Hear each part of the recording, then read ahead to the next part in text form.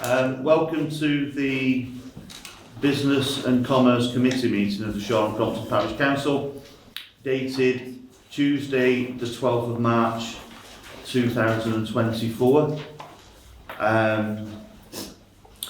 Just going through the first item on the agenda is apologies. None, Chair. Thank you. Has anyone got any I always struggle with this one. Declarations of interest. Has anyone got any then? Okay. I'd just like to just go on record to say that in regards USS Unique Specialist Security Services, I am not a co-owner, nor do I have any financial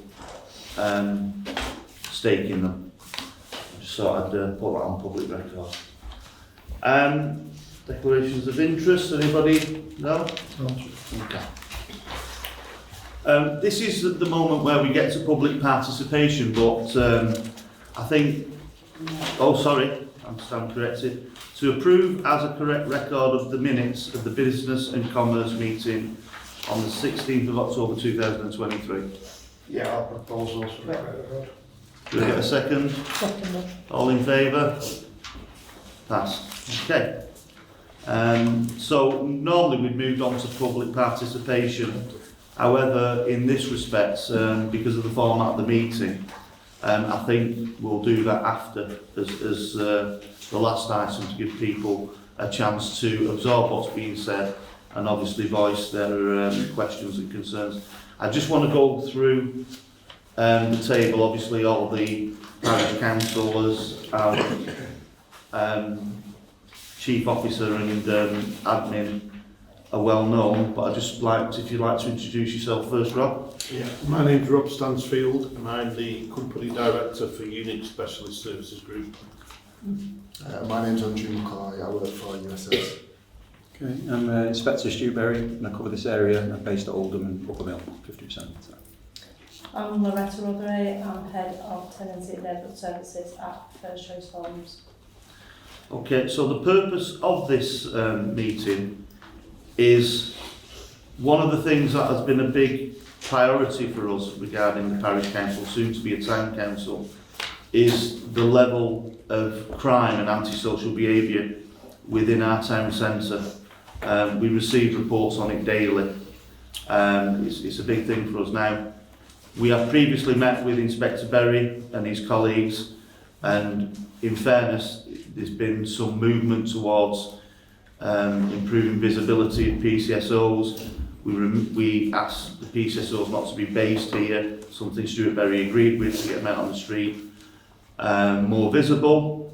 However, as a parish council, we think we are duty bound to try to consider any avenues or possibilities that can help the police with enforcement and also prevention. And I think obviously resources are finite for the police, but I don't think we should have to lower as a community our expectations to such a thing. So if we can do something, we will.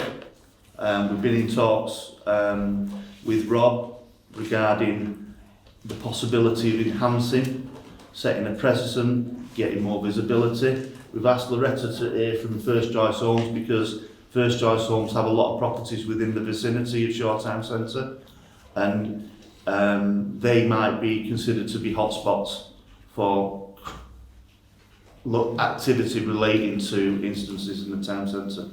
So I'm going to pass you over to Rob. Rob is here to explain what they do, how they do it, and the history with interaction with other agencies. So over to you, Rob. Right, good evening.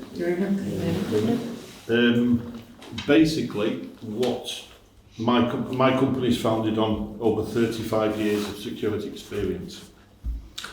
And we cover the complete remit of security services, from door supervision right through to man guarding, through to the more specialist services, which include working with rough sleepers, asylum seekers, etc.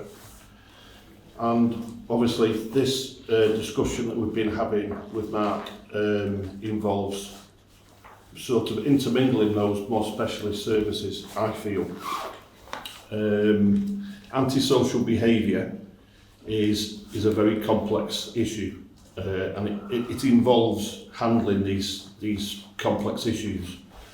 But one thing that I will say right off the cuff is this initiative that we've designed within the company is in no way a replacement for the emergency services or the police. It is designed primarily to work within and around the emergency services to support them. So there is various things that we would be doing to support them and to work alongside them.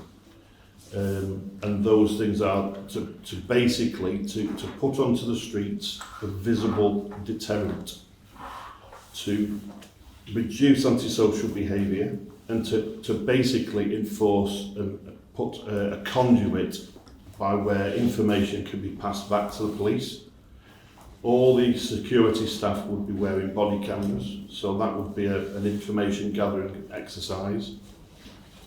And we could basically, we could attend businesses, local businesses, we could reduce antisocial behaviour, incidents of shoplifting, we could respond to incidents of that sort of crime around local businesses, parks, cemeteries. It's a totally unique sort of bolt-on programme that we've devised, but we would be working with the police, and you would see huge benefits in an area. So that's an overview. I have got some literature here that I'll be happy to give out, but I can't stress enough that it isn't a programme to replace the police. We would be working with the police, and we would be supporting each other. So how would your model work in practice in our town centre? How? We would be setting up a control room, Right, okay. and then obviously a given area, so we would be setting up, we would be given a map of the area that you wish to, Yeah, because as I said, it's a bolt-on approach to antisocial behaviour and crime reduction. So we would be given a map of an area, and then we would divide that area up into a patrol route and a patrol area. right, And then obviously dependence on the size of that area would dictate how many staff would be required for that area. yeah, We would always put them in pairs, obviously for health and safety purposes. Within there, from that control room, they're all linked by radio, yeah, so they're always in contact with each other. And then we also have a mobile patrol that can respond to give additional support to anybody on that patrol route, and that can be called out at any time. right. So in terms of the visibility, I see how that plays. In terms of crime in action, should we call it, and shoplifting is a crime, and particularly what I would like to say is the amount of feedback we get from shop workers where they feel, even though there's a policy not to challenge, it's still very, very intimidating for them to have to go through the process of somebody blatantly. Yeah. So in terms of you see you're on patrol and you're made aware of a shoplifter, or how does that work in reality? This is where initially we will discuss with each business. Yeah. Because each business may have an individual policy they want put in place. Right. And that is really where we are quite unique, because one business may want to handle something slightly different. Yeah. With us working in this business for a long time, every retail outlet wants things doing slightly different. Yeah. I would recommend that we sit down and discuss a policy that we put in place Right. across the businesses if this is implemented, Yeah. that's uniform. However, if crime is taking place and it's visibly taking place, we can detain them until the police arrive. Right. Okay. And that's something, you know, from a legality point of view, But it's one of those that you have to actually visibly see them doing something. Right. Okay. And that. So We you're do not have any additional powers. No, but you can obviously, if a crime's being committed and it's in viewpoint, you can detain that We person. will detain them and obviously notify the police. Right. Because we'll have body cams and stuff So like we that. will have enough footage back there. it up. We'll have evidence there. Yeah. And I assume your sort of employee, how can I put this, are equipped to detain. Are you with me? From a Equipped as in physically equipped or? Well, yeah. I mean, I'm just trying to. You need to be specific. Well, I need to be specific in the sense We that. won't be carrying handcuffs, no. Right. Okay. We're not. Yeah. We won't be carrying handcuffs, no. Okay. And in your sort of experience, is it more a presence thing rather than a? Having done this in various remits and working with, say, the various councils, ranging from Trafford, Tameside, Salford, and Manchester City Council, Yeah. in very high needs environments, Mm-hmm. the majority of things, it's down to de-escalation and the way you handle it and the staff that you put onto these jobs. Right. Absolutely. Yeah. We will be upskilling all our staff. Yeah. All these staff are going to be recruited and upskilled accordingly. Yeah. They will all come from backgrounds and Yeah. then upskilled accordingly. Yeah. With But relevant I will checks. stress that none of these people will be carrying handcuffs, and there Right. won't be any random handcuffing of people. No, that's where the police come in. Right. And in terms of vagrancy, obviously it's a social problem rather than a criminal one in my view. Yeah. And there are a lot of elements to such behaviour which are addiction fed. Yeah. I think we're fair to say that, and it's obviously a chain of cycle. Yeah. Mm-hmm. How as a council could you? How as a service could you help us as a council, the community? Deal with I'll this. put you on to Andrew about this as Yeah. well, but as a company, we work with numerous big organisations. Yeah. And we can feed in some really specialist people Right. to work with yourselves. Yeah. That we've worked with for many years. You know, we've worked with these people for 10 years or more. Yeah. And this is a remit that we're. So for an example, I think it's best to do examples. We've got somebody who's loitering, asking for money, causing a nuisance, being aggressive, whatever it might be. What's the approach? It'd be interacting with them, seeing what they're about, what's up with them, if we can get them some kind of service or point them in the right direction. Right. I work for the council at the moment, and it's just about speaking to people, seeing what the problems are and trying to point them in the right direction. Right. Okay. That's what we do a lot of the time, which brings people right down. Yeah. So it's not just moving them on; it's a question No, of it's trying. about speaking to them and see what the problem is, and if we can help them and point them in the right direction, getting them help or services or stuff that they might need in their life. So it's kind of a balance between preventing criminal activity, Yeah. being visible on that. I imagine just from my viewpoint that when we discuss this subject, people would think, you know, it's a question of bringing in a busload of paratroopers Yeah. and that we deal with it that way. But it's far more complicated and sensitive in that respect. And I think you know we've got to take a multi-handed approach. That's why I said at the start, antisocial behaviour, and I think the inspector will agree with us in some areas. You can't just tar antisocial behaviour with one brush. You have to address each one with a different skill set. Mm-hmm. There's a big difference between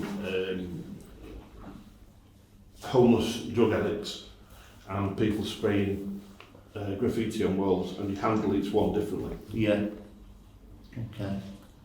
Have you got any? I can make a few observations. Yeah. I think some of the powers you've been talking about, they're called any people powers. Right. So that's why security people say, for example, inside Asda can witness a shoplifting. You could do it. Yeah. And then I'm arresting you because you've seen them commit that offence. and you can use reasonable power to detain them there. Right. But obviously, then you get into the realms of your own assessment. Is this person going to overpower me? Am I going to get injured? That kind of thing. So that's for individuals to assess. Well, that's something the police have no problem with, as in a principle. No, that happens all the time. That's You get a fine, phone yeah. call, we've detained a shoplifter. Brilliant, yeah. You know what I mean? Sometimes they don't detain them because they might say they're so violent that it's not worth the £10. And that's why the general Top- public don't say that. Yeah, but people do. If someone broke into your house, that's what you'd be using. Any person power, you just broke into my house, so I'm detaining you for Yeah. burglary. Right. So those people powers have been there since dawn of time. So the powers, that's what you've got. In terms of antisocial behaviour, I mean, that'll be an assessment for yourselves. So the only sort of thing I can see out of there, because you wouldn't have any powers really to sort of take any action there, unless you can see him committing an offence. I suppose the good thing about that would be if it's on body worn, you can report that back to the local police, and then we would, if we can identify him, we would take action. So the overall ethos of what you're trying to do, I can sort of understand. From the point of shoplifting, the problems we have, so I'll give you a bit of an overview of probably why you're at this question. So Shaw, Crompton, Royton South, Royton North, 4 areas. It's one of my 3 areas that I cover. We've got 4 police officers. Yeah. So I'd like to say I had 4 just for Shaw. But I've got 4 neighbourhood police officers, so that's 1 each. So you can imagine, take leave out, courses, sickness, days off, you're just never going to get them everywhere. But we're not here to No, criticise. I'm just saying why you're probably Yeah. coming around to the, for Yeah. the benefit of the people here. And then we've got the PCSOs, maybe 6 or 7 across all 4. They'll go down to 1 per ward. So I can understand why you're here. But in terms of shoplifting, that is an epidemic across the country. Mm-hmm. And the real issues we have, and it might just feed back into the decision that you make, is evidence for us. So large shops, your big supermarkets, which I won't name because I know we're being filmed, I am sure every start of the business financial year, they will work in losses. That is an acceptable level of loss for us, because that is less than what we pay security guards when you take their rest days, pension, days off training. So the main issue we have with police is, I haven't got enough to be everywhere, but we will act on everything, and I urge every business to ring it in. But unless there's evidence to put to him, CCTV, I know that person and I saw them do it, then there's not much we can do. But if we do get that, and if your body cam comes into play there and you happen to be in the right place at the right time, they will get arrested, and they may be able to deal with the shoplifting. That's by the by. What I'm after is the evidence for shoplifting, so I can get criminal behaviour orders, which just basically This is says... what you touched on. Yeah. Could you explain that in more detail? So a criminal behaviour order is, it doesn't just go beyond it, right? We've got it. I sort of concur with some of the sentiments you said before. Usually there's a reason for shoplifting. It might be drugs or other things. The fact that the country's got a lot less money within the communities at the moment, that's a driver for it. But if we deal with the shoplifting isolation, you could have someone with hundreds of shoplifting offences and then get minimal amount of time in court. But what CBO does is it says, on the balance of probabilities and the judge, if I don't give you this CBO, you'll carry on committing these offences. You are not even allowed in this area. The entirety of this area, they'll be given a map, and if they step foot in it and someone sees them or they're shown on CCTV, don't need any other offences. They can be arrested just for being here. Now that is what my end game is. That's what I want. I don't want them messing about with little offences. I want to just get them out and stop them coming in the area. But I need companies on board, evidence from people like yourselves, ID them, and then we'll do the rest. That's our blocker at the moment. We're getting hundreds of calls, thousands of crimes going into the police, but it's used after the fact. We've done a stop take, and £40 a stake was gone, and it must have gone between 3 and 1, but we've not seen anybody. Well, what can I do with that? Yeah. No, we obviously fully understand the challenges you face. I think from the viewpoint we've discussed previously on this is we do genuinely believe visibility is in itself a deterrent. Yeah. If you leave your window open at night, you've got bars on your window, there is a difference in what kind of crime level, the amount of crime you can attract. The other thing which we're mindful of is obviously repeat offending. Yeah. I think you've said something along them lines yourself, where one person can be responsible for hundreds of incidents, and I think what you've touched on there, is ideally where we want to be as a I use the phrase town council because it's imminent, is where we have this thing you've explained, almost like a public order thing, is an exclusion zone, should you say. Yeah. And I think that would be probably the best way forward, really. Can I just say something? It would, but what if they live in the area? Doesn't matter. Does it now? They can still be told not to go to these shops or to find Right. somewhere else. I mean, ultimately, that's a hardship they have to take in their lives for Right. shoplifting. Um, And Could they be moved out of the area? Or is it? no, No, it doesn't go that far because people have got to live somewhere. I think it's an appropriate time to bring Loretta in here because, and we're just talking hypothetically, Loretta, we're not going to ambush you with any cake or whatever, we're not like that. So, obviously social housing, it, for me, is, I'm a great believer in it, okay, but there is, rightly or wrongly, a perception, whether it be qualified or not, that it can attract people who, for whatever reason, are involved in the practices that we're talking about. I'm not saying that's across the board, but it is a possibility. How would it work? Because obviously, if we feed intelligence to the police regarding an exclusion of these people, what powers do a housing association have if we could prove they were operating from a... Yeah, it's difficult because I think we've touched a lot on criminal ASB. Yeah, This is civil ASB. There's a very big difference. right, So in terms of a tenancy agreement, you have to have committed a criminal activity within the immediate vicinity of yeah, the property that you Right. own. So if you're living in a property and you go into the centre of Manchester and carry out a load of criminal activities, we can't take any enforcement action against your tenancy. If you are living close to a town centre, then potentially we could, but we'd need to know about it. And I think this is one of the things I was noting down is you've said that you'll share information with the police. Where's the sharing with other people? This is a thing that you can apply for information from our company. Well, I think we want to have it less of a... I think one of the things I suppose, sorry. No, it's fine. We would have to know that something's happened. And I think sometimes we don't know that something's happened and therefore we don't know to ask for information. I think what we've just talking about our working relationship in terms of with housing associations as a councillors is quite unique because there's quite siloed organisations. So people ring up the police complaining about a tenant, but they don't ring up the housing association as well. So it's joining that up, and I see a real opportunity here, if I'm honest.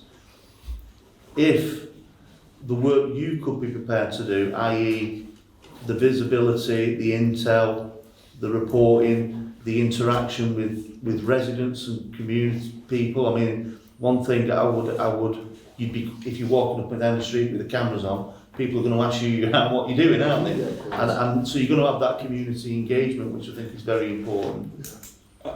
In terms of, I think we're talking about two separate things. I sort of agree with you. In terms of you're on general patrol and you see persistent use causing annoyance or all hanging around on a particular street corner, we don't need to get into us applying for it. You could just go and email your local PCSO or the cop for the area and say, this is what, just send it. Yeah. You know what I mean? So we don't need that because we can use any evidence from anywhere. Yeah. So I wouldn't worry about that side of things. Yeah, Just send it us. Once these, if this was to be green lit, we could establish these lines of communication. You just like anybody could ask this in this room. Yeah. Give me a list of my local neighbour beat officers and all the PCSOs. You'll have that list, and you'll go. I was out and about. If it comes that way, I'm working on behalf of the council. And I saw all these lads committing these causes and nice. Loads of residents have told us about it. Send us a video, and then we'll try and do some after it. So in terms of that, that's more straightforward. But in terms of homes, and correct me if I'm wrong here, when we deal now with first choice homes, it will be, usually is that there's the block of homes, or it might be flats, and 99% of the people are law-abiding, decent people within there. And usually you'll just find is one tenant causing a misery for the rest of them. So what you do is you go around, you speak to the tenants, and because it's civil, you don't have to prove it beyond a reasonable doubt, it's just on the balance of probabilities. Speak to a load of different people. First choice homes can do warnings like we're going to evict you if it doesn't stop, all the way up to one of us or together, put all our evidence together, go to a judge and say, they're causing a misery to the local residents and the local community around them, close the address. But you hit on the key thing there, it's evidence, providing evidence, and that is something perhaps... But when I say evidence, we're not talking the criminal... No, I get that. We're talking, we spoke to 15 of the 20 residents, and 15 of those residents are telling us it's number 4. Because number 4 are constantly letting people in at 4 o'clock in the morning, they're always playing live music. I've seen them do this, I've seen them do that, maybe a bit of CCTV. Police will put an impact statement in, First Choice Home will put an impact statement in, it goes to a judge and the judge goes, yeah, I know you need somewhere to live, but you're behaving like a child. You know, it's making 99% of the people that live around here misery, you're moving. And that's how it works. It's just a lower threshold because you're going off the balance of probabilities civil. And all these I'm not options quite sure exist. that ties in with these gentlemen, Yeah. that's all. Well, I was thinking engagement with the community, particularly in certain areas that are closely associated with the town centre. We do have hotspots, and we know where they are just on the level of feedback we get from residents, and obviously we channel that in with our working relationship with housing associations. But where we're thinking this particular service could be useful would be active engagement. Yeah, I mean, I know First Choice Homes do a lot of that, but of course they're dealing with a property portfolio, well, across the borough and beyond.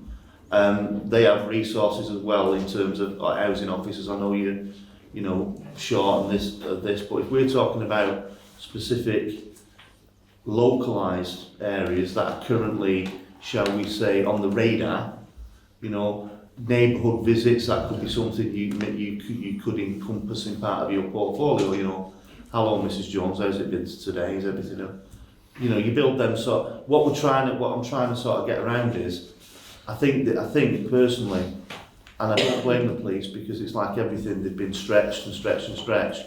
But everyone in this room has the romantic notion of what policing should be, and that's presence, it's connection, it's visibility, it's all these things, and through no fault of the officers or the people involved, that's been withdrawn in our view.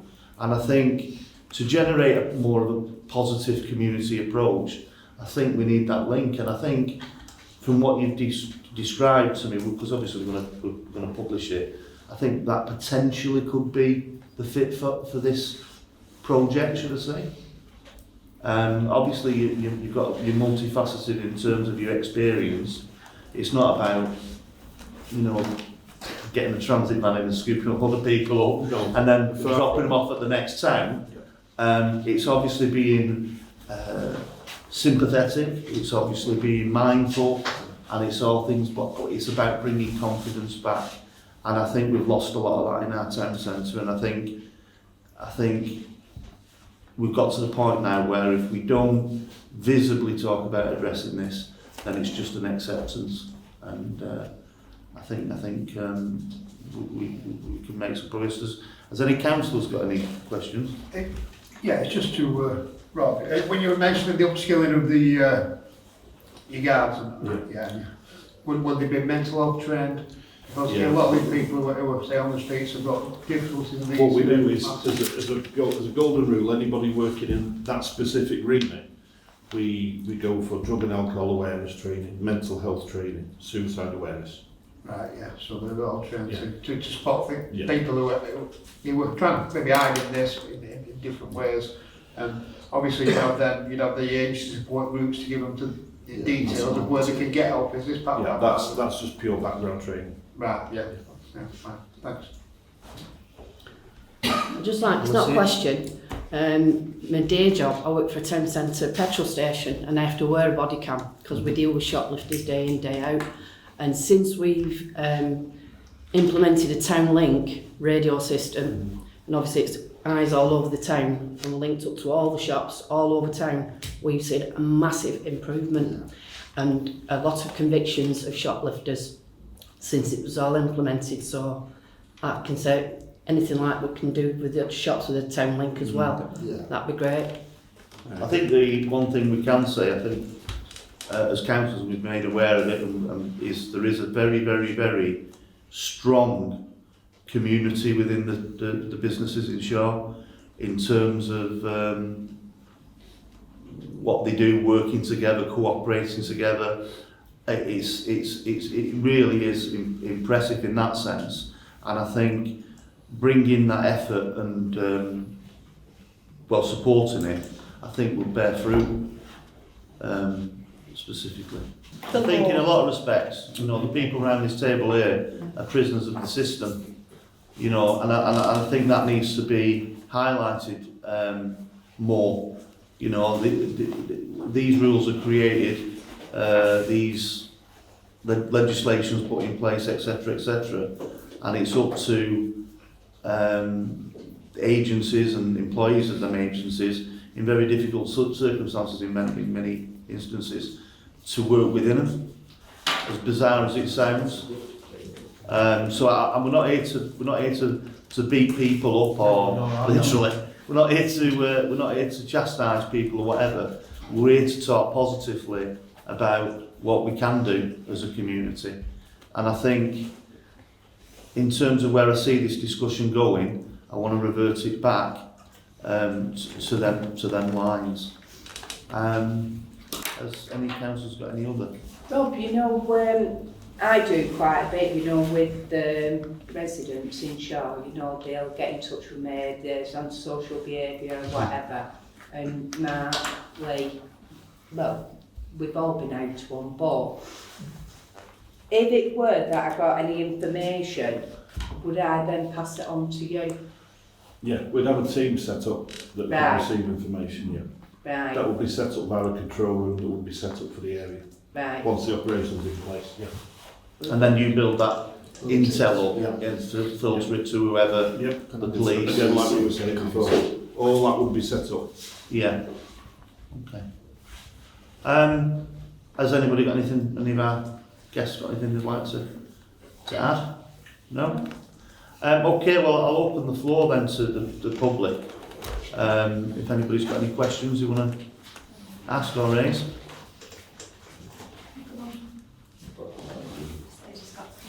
Yeah? Come on, don't be shy. Right, I was told by First Choice Homes if there was any problems or any drugs, anything like that, we keep reporting it to antisocial behaviour, Crime Stoppers. Now I have reported time and time again. I have also rang antisocial behaviour blokes and nobody has contacted me. It's getting to the stage where I can't live in that flat anymore. I tell you that now. There's a gentleman who lives on the ground floor facing me. He's in prison at the moment. I'm dreading him coming home because he has drugs, music, people in and out, all different hours. He threatened to blow the block up just before Christmas. And I've got epilepsy. I'm on a lot of medication. I'm under investigation for cancer. I can't live like that at all. I've got cameras. I put a camera at the back of my block. I've also got a camera in my kitchen. It's not going in anybody's house. But the housing officer came to me and told me I had to move it. Okay. I'm not moving it because that's there for my security. I mean, I don't know your address, I don't know anything about it. I'm quite happy to take it away and have a look into it, but I can't give you any answers here and now because I don't know the The fly tipping, situation. that's another thing. Lisa done it as well. I've got the videos of the fly tipping, yeah, but nothing gets done. And you sit there and you think, well, what is the point? Could I just state, obviously, because we're recording and we've got to be mindful of certain things. We can't mention names, Yeah, I know. addresses, I etc., know, etc. yeah. But what I'd like people to do, Loretta is here to help. I'm sure, and this is from experience. You know, it's not something I'm just saying.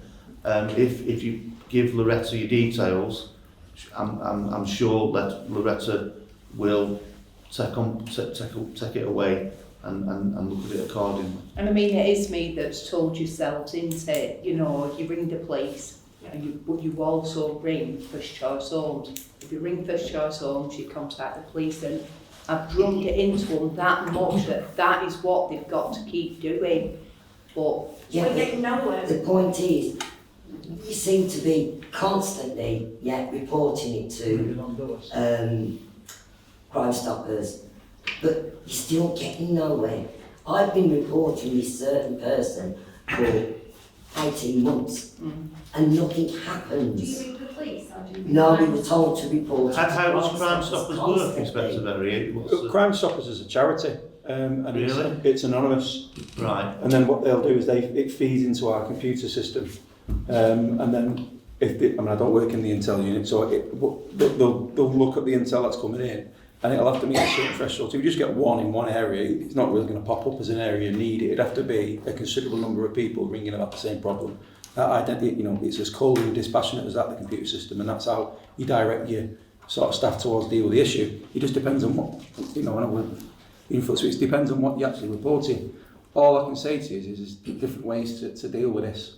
So not everything's a crime. Some people are just noisy. Some people are just inconsiderate. Yeah, I understand and a pain and horrible to live with and make the other tenants' lives a misery. My advice under those circumstances, if it's a criminal act, if someone has assaulted you, damaged your property, it's not Crime Stoppers. You ring the police and you report a crime, and that crime will be investigated. But to a lesser sort of level of evidence, which we've talked about before, this is civil. So because we work in partnership, First Choice Homes will expect us, quite rightly, to deal with any criminal activity in their building. But we'll expect First Choice Homes, before it gets to criminal activity, go and speak to all the residents, build up an intel. If you speak to the 15 out of the 20 residents in your, say, block where you live, and they're all saying it's number 5, doing all these things, you just put an impact statement together. First Choice Homes, that's what we'll do. And I want sort of Tell them in their job. No, but oversimplifying the process. I know. And that's the way to go. It's about getting people who have lost the right, in my opinion, to live in a nice place and ruin everyone else's life. Well, I've We'll got get rid of somebody them. living next door to me that the council has been to and pulled on the bed, the noise, the banging of the doors, and the books going on. Yeah. It's still going on. That- Nothing else has been done. Well, if 24/7 this is going on. Bang, crash with the door, and Right. then 20 So- men going So in. that there, for example, I'm not trying to diminish it by any, but criminal, if we put a crime in, you've got to say, this is the crime that's happening, this is the evidence and this is what I've seen, we are duty bound to investigate it. But we can't do that unless you report it. But what you've just told me there sounds to me like, and I'm sorry to put you on the spot, but that's what the powers First Choice Homes have. The residents are telling me that this person is banging, crashing the doors. There might be CCTV. I can't say in every case.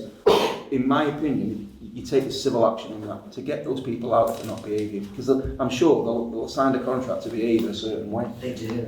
So, if it's noise nuisance, there's two different things. So, noise nuisance is normally investigated by the local authority and their environmental health team, because what they do is look at the level of noise and whether it's a statutory noise nuisance, and then they do orders and the breach and everything else.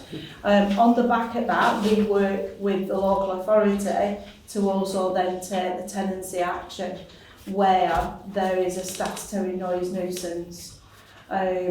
It's really difficult, is noise nuisance, because everybody's tolerances is different. He's got a young child of about 18 months and he's crying all day, and all they're thinking of is smoking the weed. Well, And it I think absolutely stinks.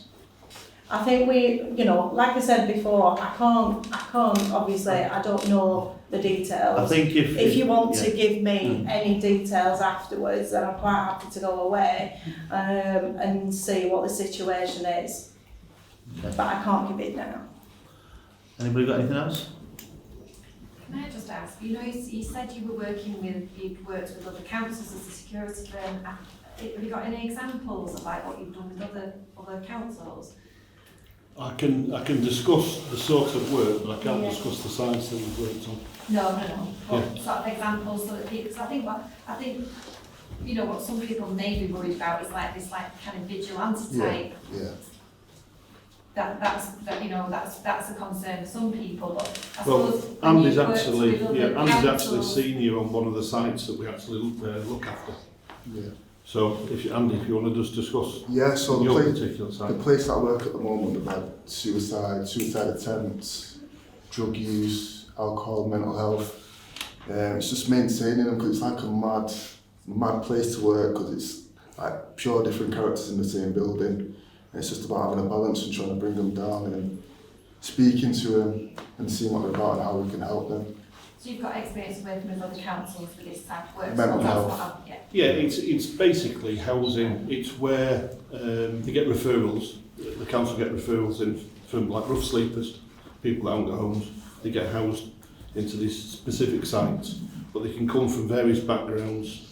We're also dealing with asylum seekers with mental illness, mental problems, alcohol, drug addictions. So this is where the staff that we use are multifaceted in the approach to the work. But we work with Salford City Council, Manchester City Council and Trafford City Council. So maybe like sort of tailor your staff to what? It's like every character under one roof and we've got to deal with different people in See, different the ways. problem in Shaw, they're not homeless. They have got homes, but they sit and beg.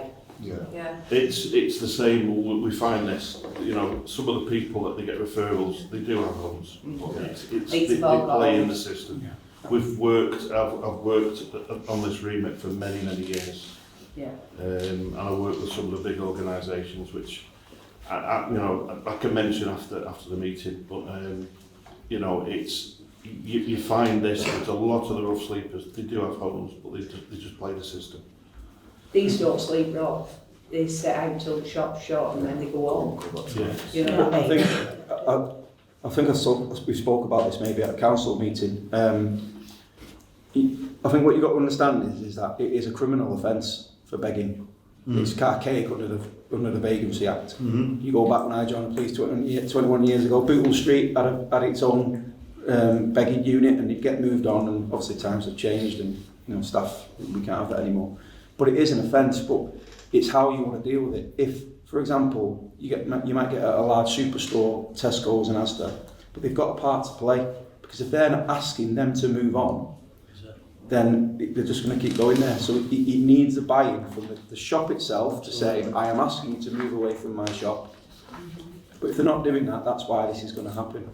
So, but the other side of the coin is, do you want, or would those companies want the police to come down and to be seen to be arresting people who maybe on social media won't be seen as professional beggars, they will be seen as homeless people with needs. So you've got this fine line of how hard you go on it. But I don't think there'd be anything wrong if the company says, I want them to move on. You don't need police to pile in there to arrest people. You can start off with, look, we're going to end up arresting you if you carry on. I'll let you get away with it this one time, but move on. You see, I asked that question. That's not on getting the High reported Street. to us. I've asked that question on the High Street in Tesco, because that's mostly where it is. And I said to them, why do you not move them on? They say, because it's not our land. So where they are outside, we don't own that land, and we ask to move on and they don't go, and then we don't have anything we can do about it. So we would ask them to move on in that instance. So, I mean, if you had security, I don't know what your powers would be, you could be there on behalf of the council have been asked to move you on, and if they won't, you've got to report it to the police. But I have found, because we had this discussion at another council meeting, it's not something that gets reported to us anymore. I think it's just become part of Everyday life. Yeah, not people don't see it in the general public, in my view, as a criminal offence anymore. They see it as people who have been left with no other choice.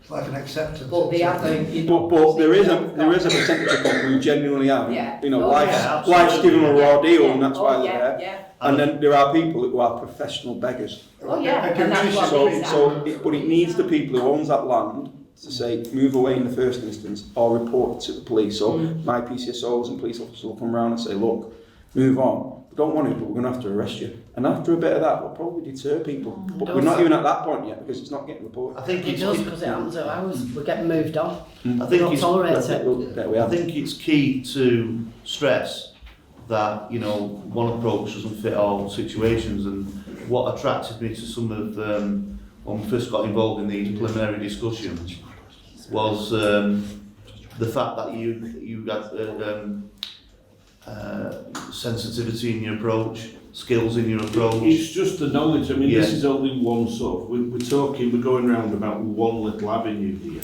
Yeah. But I mean, I work for various property management companies in Manchester, and they have, part of the reason they employed our services was to move people out of doorways, homeless people.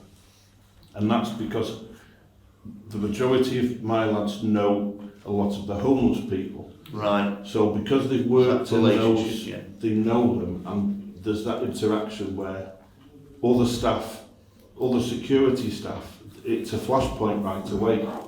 So why employ people that are going to create problems when you can employ people that de-escalate and can move them on like that? Yeah. Does that make sense? It does, yeah. Yeah. And it's been- Am I right in thinking though, but you are an extension at that point of the property owner? You'd have to be asked by the property owner to make that request? Yeah, because if you say there's a property in the middle of Manchester that has an awning or something of that nature, Yeah. and it's owned by an agent, Yeah. and there's rough sleepers under the agent Yeah. there, and they don't say this, no, wrong way, but say that, well, we phoned the police, but the police won't move them on.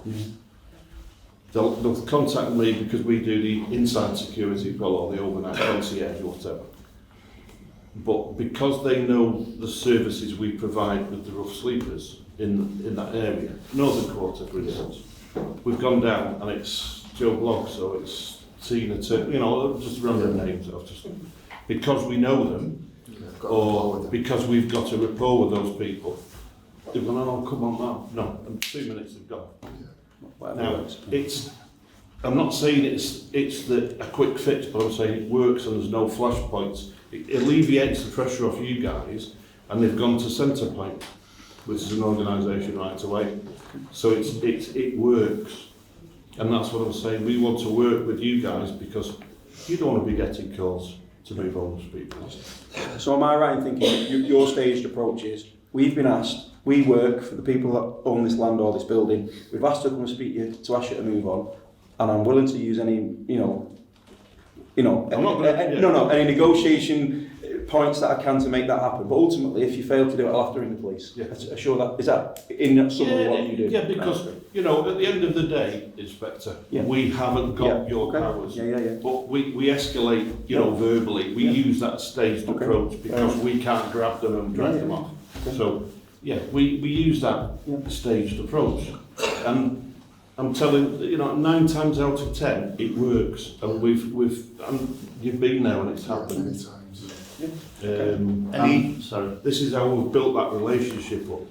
And it is good to know that, because we did have somebody sleeping in Shaw Centre at one You point. genuinely needed help. And we passed information on, but he wouldn't take it. Do you know what I mean? So there's only so much we can do by trying to help that person. If they don't want to ring for help or, you know, go to these charities, then But that's only they're like going to keep sleeping the rough there. sleeper side is just like one little side of what all this is about. As you know, that's just like one little element.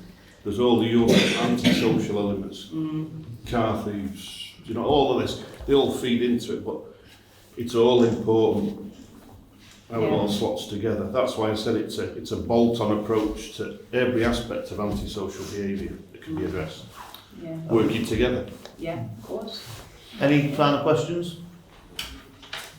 So obviously it's about visibility and ensuring people feel safe, but it's targeted towards the businesses and about the policy that you sort of speak to the businesses about.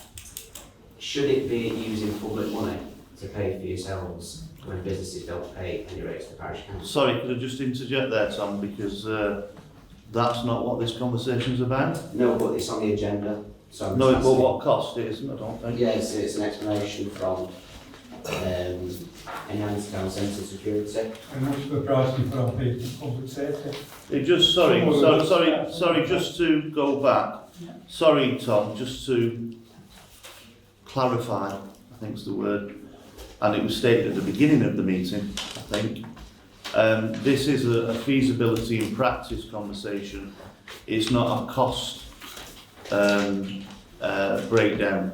What we're going to do, just to lead on from what you said, is I think on this feasibility meeting we've had today, well, to put it into question, Tom, when I go and buy a pair of shoes, I see if they fit before I look at the price.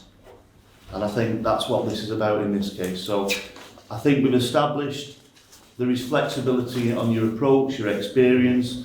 There is no barriers that I can see from the police in terms of how we operate in conjunction with their processes and procedures.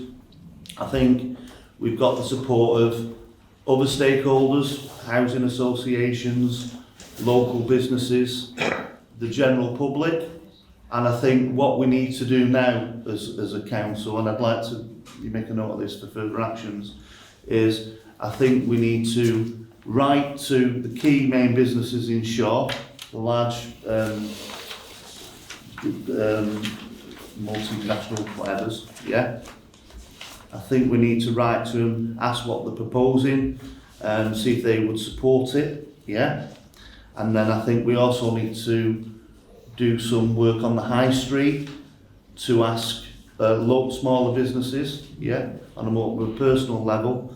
What we'll do as a council, we will specify on the basis of this discussion what we see the requirement is from yourselves, the terms of reference, if you will, yeah? And then we'll come back at another meeting, because everything is cost-based, I'm not arguing, and then we establish the cost, and then we establish the feasibility of the cost, i.e.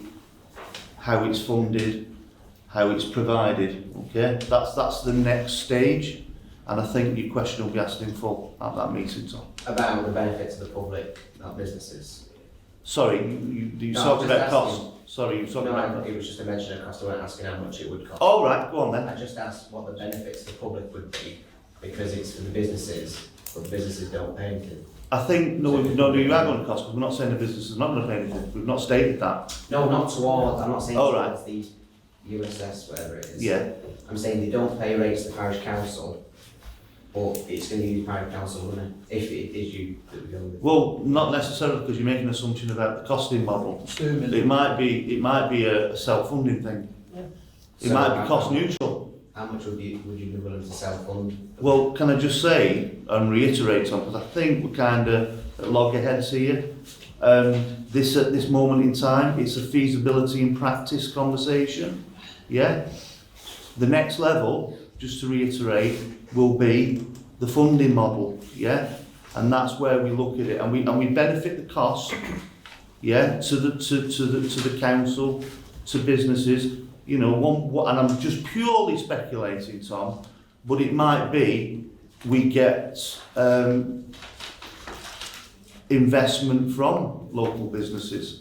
It might be a self-perpetuating scheme, this, where, hold on a minute, look at Shaw, look what they're doing to make the town centre a place to have a business without the constraints. Yeah, well, potentially. So let's not look at the negatives, Tom. Let's try and look at the positives this could bring. Right, okay, that's still the cost. What benefit would it have for the public? Well, the benefit is reduced crime. Sorry. Let me go back. Okay, Tom, I respect you as a person, as everyone I do in the room, so let me sort of like baseline it out, okay? The reason we're sat in this room is because the feedback from residents and businesses is there is an epidemic level of crime and antisocial behaviour on the high street. The purpose of this steering committee, as I call it, in terms of with stakeholders, is to see if this potential project can have a positive impact on them areas. Okay, so from a feasibility point of view, I think we've established it could, yeah? Definitely. And then what we do, we take away from that now, and then we'll work into the mechanics of the costing model. Okay? If it's going to cost millions of pounds, then obviously there's got to be a tipping point. Okay? Now, nowhere has anyone, sorry, just for record, nowhere has anyone said this will be a wholly, part or non-funded scheme by the town council. Again, I use the word town council because it's imminent. With anything with our activities in terms of the town council, we're looking at a different type of revenue model, because although we rely currently on precept, which is general taxation in a sense, we are very, very committed as a town council to look at other revenue streams. So, for example, the market that we've brought back and promised to brought back is a cash generator. It's an income stream. And maybe we'll use some of that money to provide other services within the community. Maybe this, for example. But it's not a question of tax and spend, if that answers your question. Okay? I wasn't asking about tax and spending. Well, you were asking about cost, and I was trying to give you the I other. wasn't asking about cost. Okay, I was so. asking about how it will benefit the public. Well, it'll benefit by reducing the crime and anti-social With what behaviour. powers, because again, it's been saying you don't have the Have power. you not been listening to what's being said? Everybody else in this room understands it apart from you. No, I understand they don't have any extra powers, which was said by Jason. Well, that's irrelevant if we're passing it on to We've got them. given the power. We've got to give them the power by doing that. You're giving They don't say anything Wow. And they come into short because of this. When you go back, watch the video on YouTube, it'll explain it. Yeah. No, really, did explain. Yeah, if you watch it again, we'll say no way. Sorry, could I just bring some order to the room? Thank you for your contribution, Tom, as always. I just need to bring together, what is it, a proposal, a motion? Yeah, committee needs to vote on the... So I propose that the next stage to take this forward on the basis of the feedback we received from our guest Loretta, Inspector Berry, and obviously Rob from USS and his good colleague. Okay, I propose we take the next steps, which is to explore the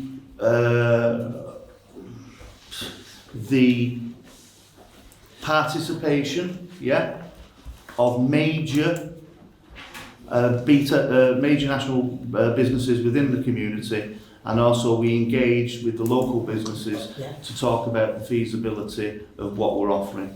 I then propose we go back to USS with our scope, our terms of reference of what we think we need in our community on the basis of community feedback, okay? And then, on the basis of that, we'll look to create another meeting where we will look at costing options and models. Okay. That's the proposal. I'm proposing that. I'll second it. All in favour? Thank you.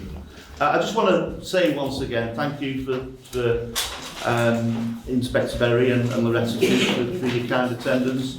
I think it's important that people recognise who you are and know the difficulties of your job.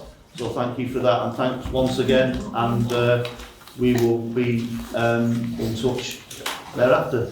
I now declare this meeting closed.